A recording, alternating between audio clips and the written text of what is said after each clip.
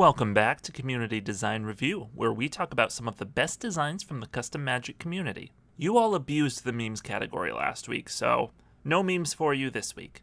In fact, no green at all. You know what you did.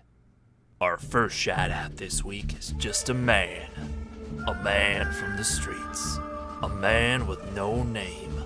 A man named Deft Dodge. Deft Dodge is an instant for white. Cast Deft Dodge only during combat, untap target creature you control, and remove it from combat. Each creature it was blocking or blocked by deals damage to itself equal to its power. Oh boy, old Defty sure knows how to swing a punch. By which I mean this card is swingy. At worst, it's a 1-mana Justice Strike that is very hard to use in the way you want. At best, you can send in the Unicorn to get a 1-mana, one-sided Wrath. However, I think this is intended to be a combat trick that effectively just makes your opponent's creature fight itself while keeping yours out of harm's way. And when looked at and when used this way, it seems like a reasonable common and a really interesting take on a 1-mana combat trick. Our number 5 card this week is Secrets of the White Lotus. Ooh, is this white mana ramp? It's an enchantment aura for white that enchants a creature. Enchanted creature has mentor. Whenever enchanted creature mentors another creature, draw a card. So not white mana ramp, but it is a take on white card draw. Oh, that art is from Avatar. So this is a reference to Uncle Iroh's secret society in Ba Sing Se. So that makes sense. Uncle Iroh is well known for his wisdom and being a stable mentor for Zuko, so this card granting mentor makes sense. It's also a new take on the mechanic, which, being a faction mechanic, didn't get quite as much love as many mechanics want. With the push to include more card draw in white, this seems like a great direction for it to go. White loves combat, so drawing cards when you mentor fits well. Now, if you draw 2 cards off this, the value is insane. I might cost it at 2 mana because one feels really pushed.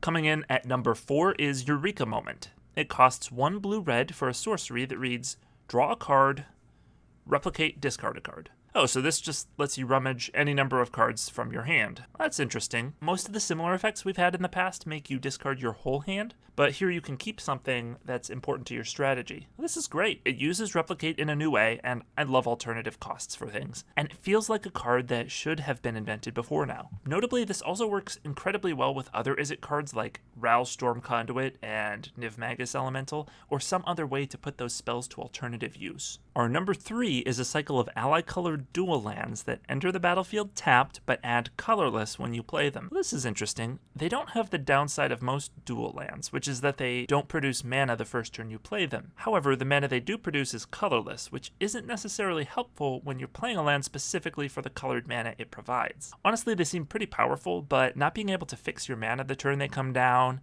and not having the basic land types to fetch for, probably keeps them pretty fair. Now, the most important thing about these lands is we need to come up with a snappy name for them. They're kind of like Crumbling Vestige, so Vestige lands? No, they're reverse vestiges, so Jitsev lands? I'm gonna go with Jitsev. You all let me know how terrible that name is. Number 2 is the Gob Gobbler, okay? It costs 2 black-red for a legendary creature, frog, that's a 5/4. It has menace, and at the beginning of your upkeep, sacrifice the Gob Gobbler unless you sacrifice a goblin. Goblin spells you cast cost 1 less to cast. Whenever a goblin you control dies, draw a card. Okay, so this is meant to be a commander for a goblin deck. Each turn, it eats a goblin, which is fine. Goblins make tokens specifically to use as fodder, and then you draw a card, thanks to its last ability. It also reduces the cost of your goblins, which might seem trivial since goblins tend to cost very little already, but mathematically, it's actually reducing their cost by a higher percentage than if they were expensive. Combined with a sack outlet, you could play your whole deck pretty quickly, so if you had something like Perforos or Impact Tremors, you could kill your opponents out of nowhere. It's probably still fair, but it has a lot of potential, and the flavor and name are hilarious.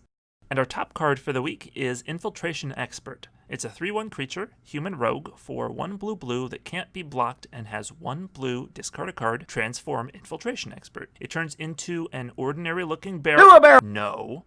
Ordinary looking barrel. Do a barrel! No! I just want to talk about the ordinary looking barrel. Do a barrel roll! Shut up. That's an aileron roll and you know it. Ordinary looking barrel. Has hexproof and 2 blue, transform ordinary looking barrel. Do a barrel roll! Look, man, a 3/1 unblockable for 3 is no joke in Limited, and in Standard you just need a little bit of gravy to put it over the top. And this has gravy. Yes, discarding a card is not everyone's favorite thing, but if it saves your finisher from a removal spell, it's worth it.